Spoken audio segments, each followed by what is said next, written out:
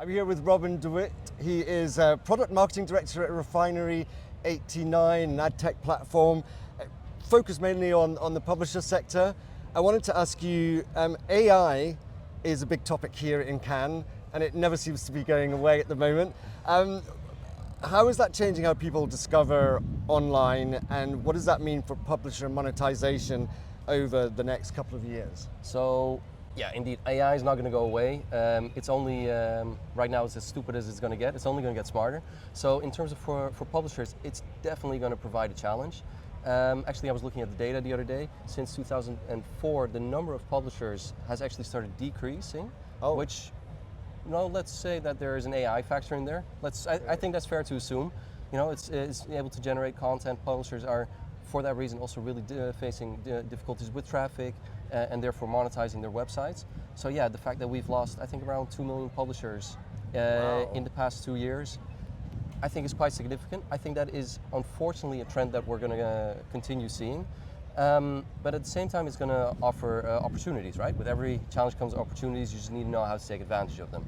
So I really think it depends on the kind of publisher, how to take advantage of that.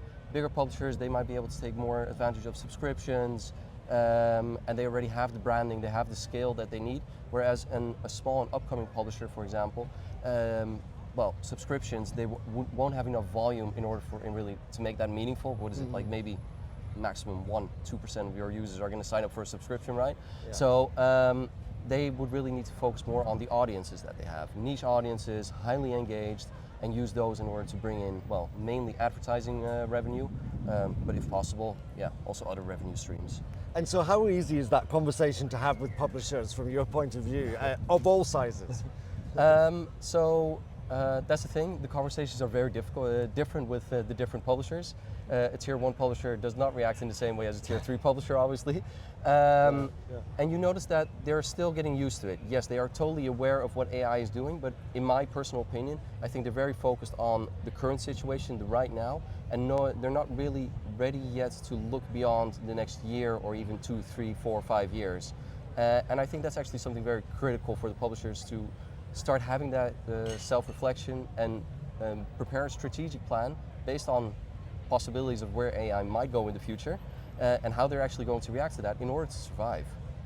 And is that part of the conversations you're having here in Cannes this week, or are there other themes being discussed as well? I mean, yeah, yesterday I was indeed with a couple of the big UK publishers.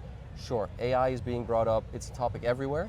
And besides the normal small talk, which, I mean, yes, it's always around, there are definitely other conversations going on. Agencies are being mentioned, the relationships with them.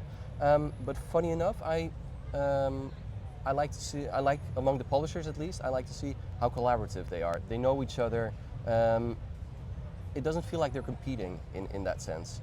And I think that's actually something very admirable. It's publishing, of course, is an age-old industry versus these modern technologies, especially AI. How easy is it for them to get their heads around the changes and how fast the changes are happening?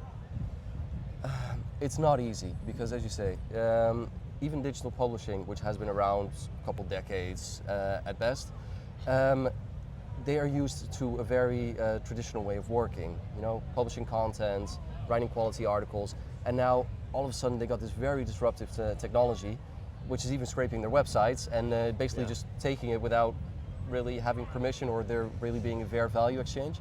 So yeah, they are struggling in the adaptation, in my opinion. And yes, everybody has their own ideas, and that's why I think an event like Cannes is so good for publishers, at least, to be able to come together and talk about all these different kind of things, exchange ideas, and learn from each other in that sense.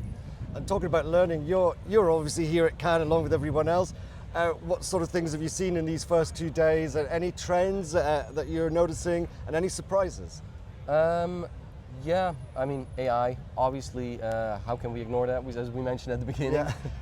Other trends that I might have seen, yesterday there was actually a very interesting conversation going on about the agencies and how that maybe like the role of the agencies with the coming of AI maybe is becoming obsolete in the near future. That I thought was a very interesting conversation because, as somebody said it, basically in the near future, a child is going to be able to program a campaign just by speaking a couple words and pressing enter, okay, yeah, that does really raise the question of, okay, how, at the same time, publishers are struggling, how are agencies going to make sure they stay relevant? Yeah, I think the creators might have a bone to pick with you on that one because there's a lot of fear around that. Just finally, the word agentic is creeping into the conversation, or it's already in the conversation, but still very early days for that. How does that work with you guys? Well, yes, we are employing agentic as well. We're employing agentic, building an agent for the programmatic agent in order to be able to set up deals automatically or do automatic purchasing.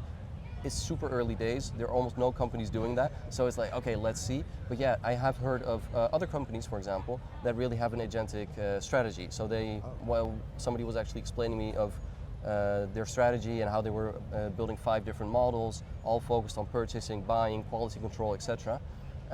Which I thought was actually like, okay, wow, you have been doing your homework, you know where you want to go. Is it going to be relevant in the future? I hope so for you, because you're investing a lot of time in it, but only time will tell that in the end, because it's such a fast-paced market right now.